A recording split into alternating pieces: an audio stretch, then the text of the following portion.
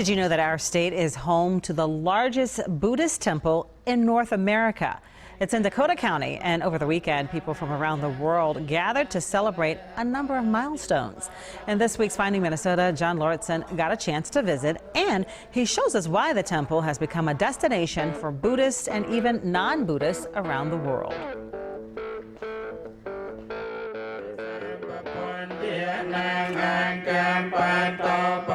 A lot of people come, drive by, they're like, oh wow, I never knew this place, yeah. The giveaway is the gold rooftops that tower high above the Minnesota treetops. And as you drive through, the world around you transforms from the Midwest to Southeast Asia. And when people come and visit, I always tell them that, hey, we just saved you $2,000 to $3,000 taking a flight out to Asia. Asia is right here with you. And it's not Hampton, New York, it's Hampton, Minnesota. A slight difference, but there's a good reason why the largest Buddhist temple in North America was built here in 2007. When I first arrived here in the 80s, Cambodian refugees like Chandis Sauer began arriving in the 1970s and 80s. Couldn't speak a word of English, refugee kid. Since then, the number of Buddhists in the Twin Cities has grown by more than 80%.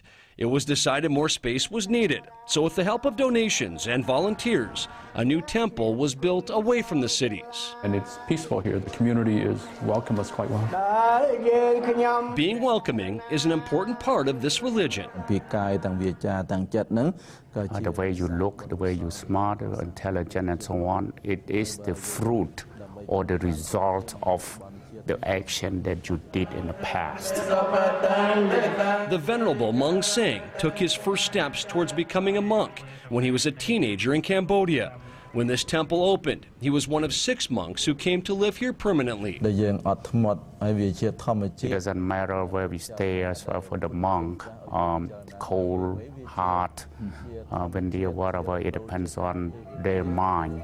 Possessions like clothes and money are not important to monks. They live off donations. They keep their hair short, wear robes, and meditate, sometimes for up to 8 hours a day, with the goal of achieving nirvana, a state where desires and suffering fade away. In order to follow the Buddha advice, we have to practice on the daily basis of to do sila, meaning that you have to do good things. It's a way of life that Penelope Lovejoy has bought into. I was actually on a motorcycle ride, and a friend of mine said, hey, I think you'll enjoy this place. Penelope isn't Buddhist, but a Sunday stroll on a motorcycle turned into intrigue, and now she's a regular volunteer. I was so happy that there was some place that I could go to outside of my world to meditate and be peaceful. Meditation can happen in the stupa, surrounded by thousands of mini Buddhas that hold ashes of loved ones,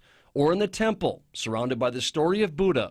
Leaders aren't necessarily looking to add members, but they are willing to enlighten others. We just want to share our culture, our Buddhism faith, and if you like to learn, great. If you don't, that's okay, but just come and learn about us and enjoy who we are. The Buddhist temple holds a number of celebrations each year. During those celebrations, monks will come from as far away as Cambodia and Laos.